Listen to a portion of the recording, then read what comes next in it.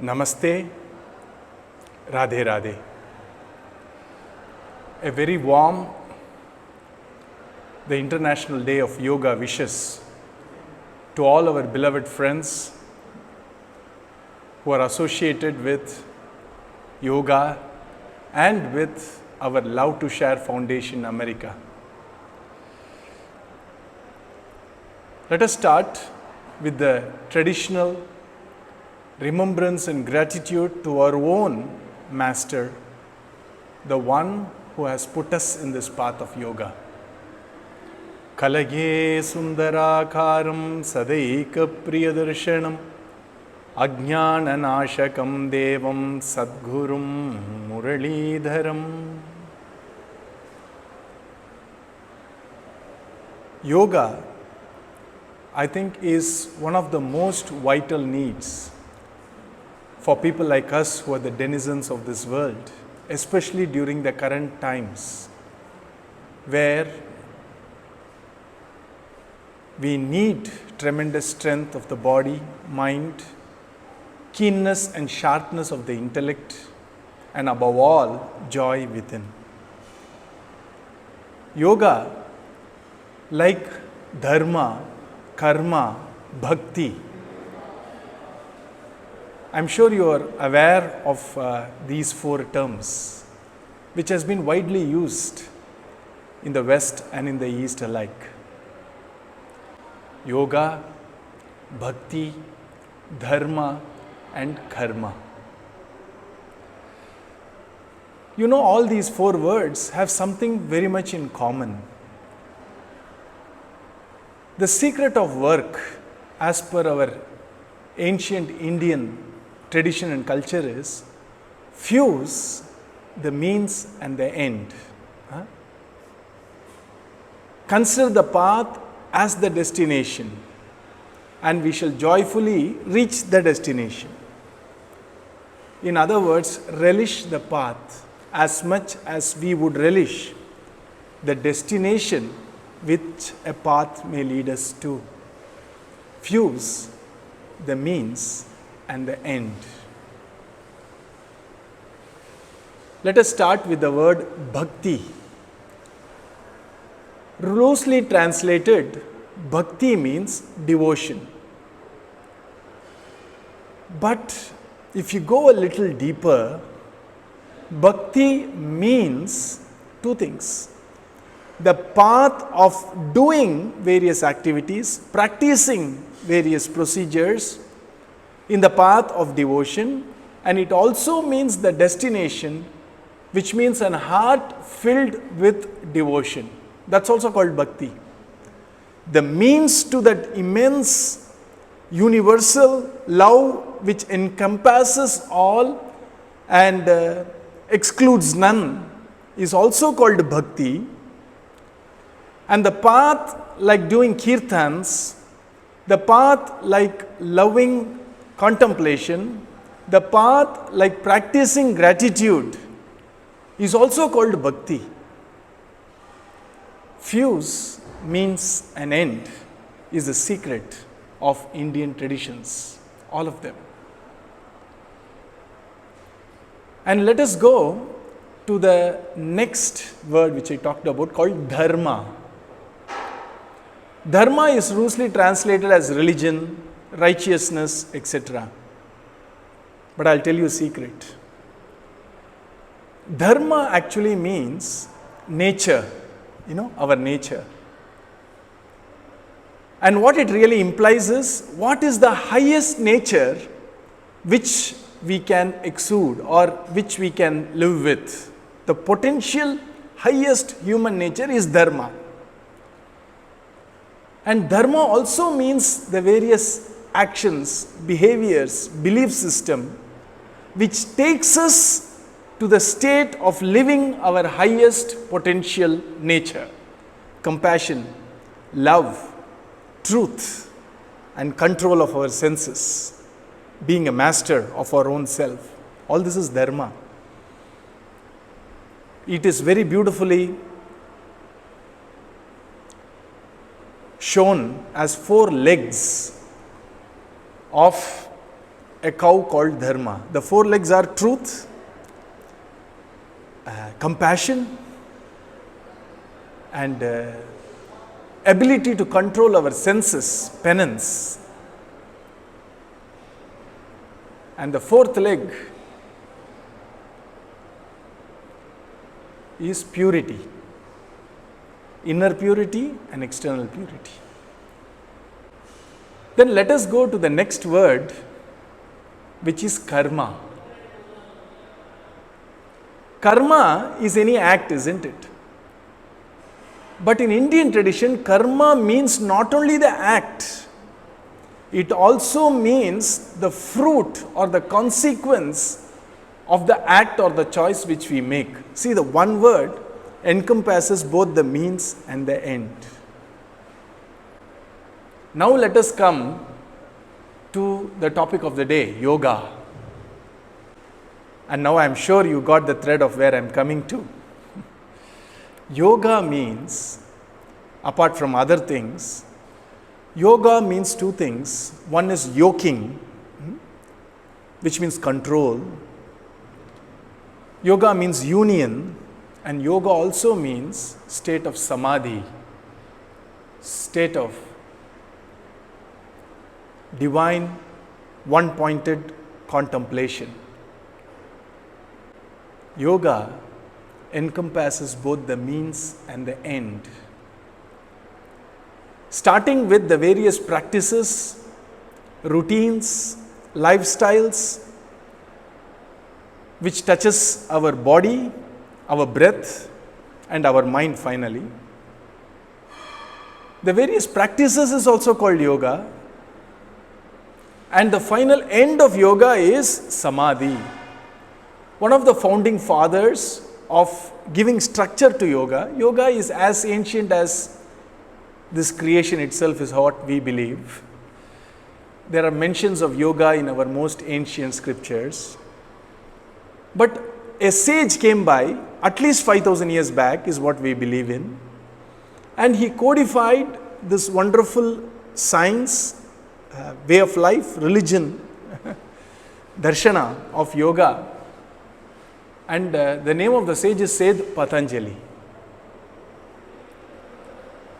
He gave us aphorisms, sutras. In that he defined yoga as the final cessation of these thought waves. Yogaha chitta vritti nirodhaha.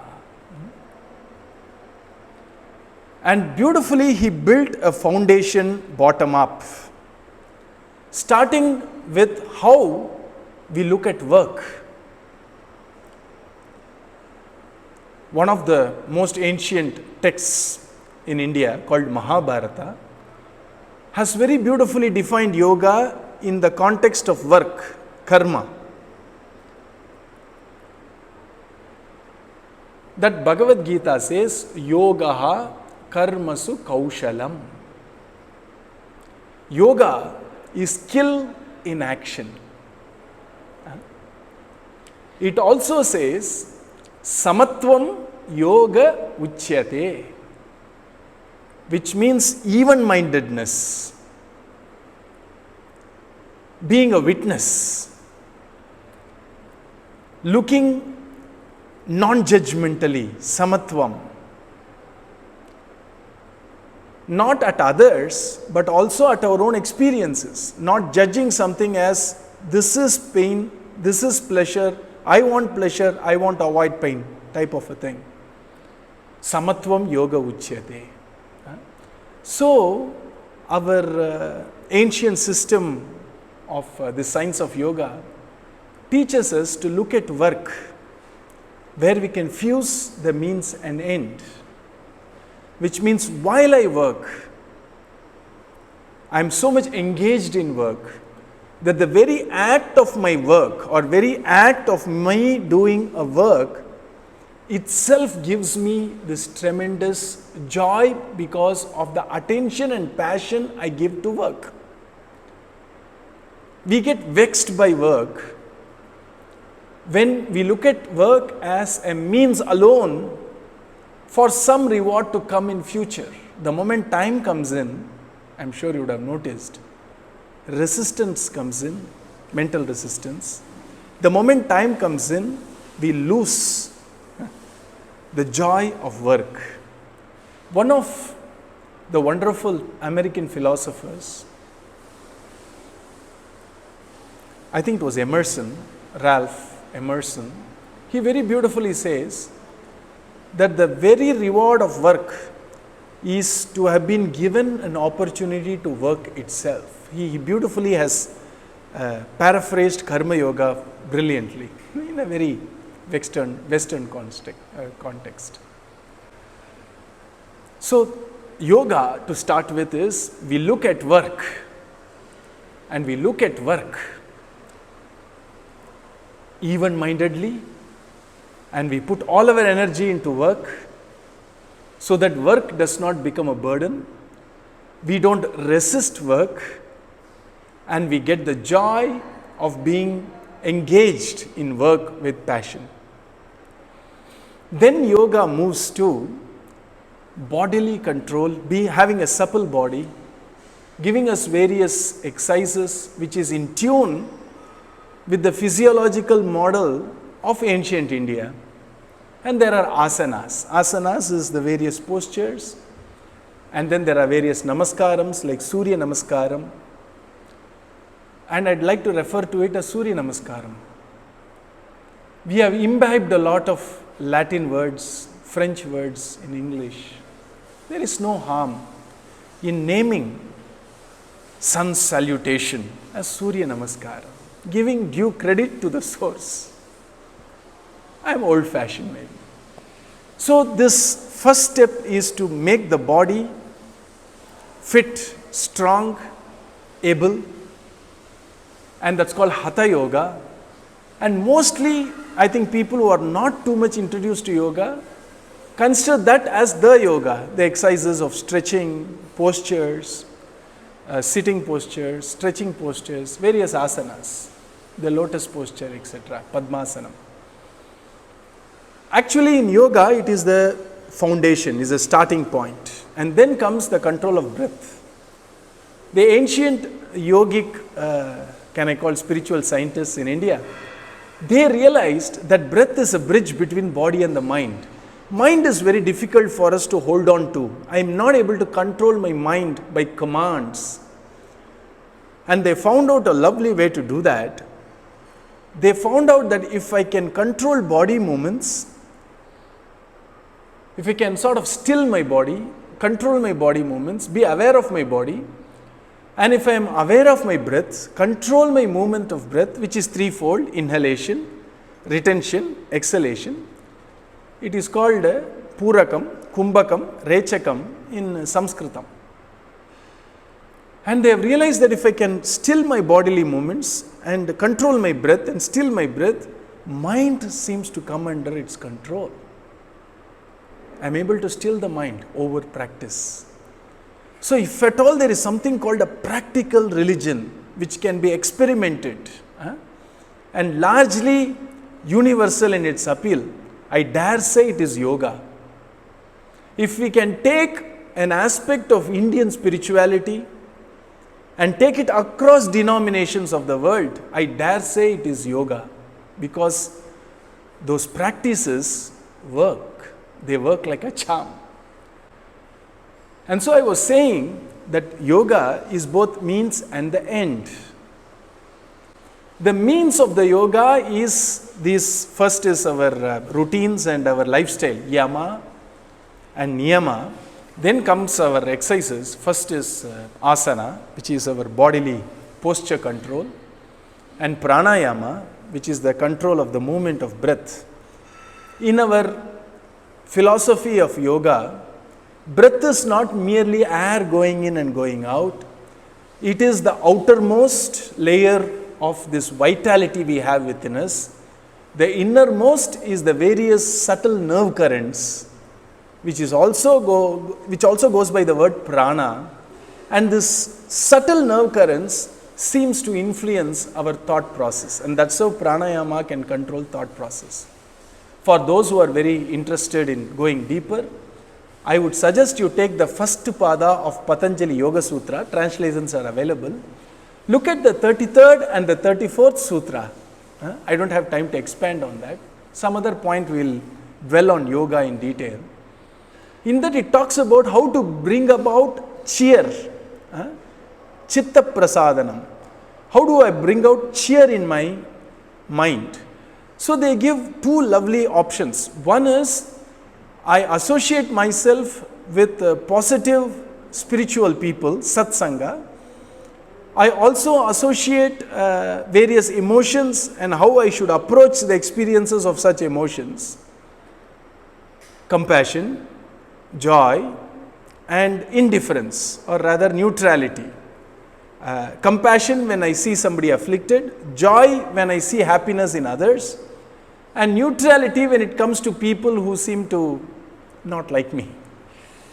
And then in the 34th Sutra, Patanjali Maharishi says, or I will give you another option, control your breath, the inflow, the outflow, and the retention of the breath. That's how practical it is. And the end is chitta vritti nirodha, which is also the meaning of yoga, which means yuj samadho. That's a state of a complete dynamic silence in the heart, where actions, thoughts if required, behaviors if required, just flow effortlessly without resistance, without any effort in or out. What we call as flow, no? is that state of sahaj samadhi. That's the state where the great realized masters of all over the world, that is the state they constantly lived in. A state of inner poise, inner well-being, no resistance of the mind, no unnecessary thinking, complete control over the inner and at times external nature also. And so yoga finally leads us to that state of absolute joy, which is our entitlement. You see, I know this word has gone into rough weather now. We are entitled as humans to our true nature in our heart, which is joy, which is love. Love, joy. And yoga leads us there. So yoga is both the means to that joy and love, which is our true inner self. And yoga is also the means to reach there. We have two wonderful yoga instructors with us, teachers with us, Sri Saji and Geeta ji, who are going to take us through some simple practices of yoga, which I am sure can supplement our pursuit to happiness, our pursuit to perfection, and our pursuit to that infinite universal love, which embraces all and excludes none. My special thanks to the Love to Share Foundation America, specifically to Dr. Lakshmi ji, for inviting me to deliver a few thoughts as a keynote address on this very important day for all of us, the International Day of Yoga. May the One fill our hearts with love and joy, and may He make the world a happier place. May she make all of us happy and loving. Thank you. Radhe Radhe.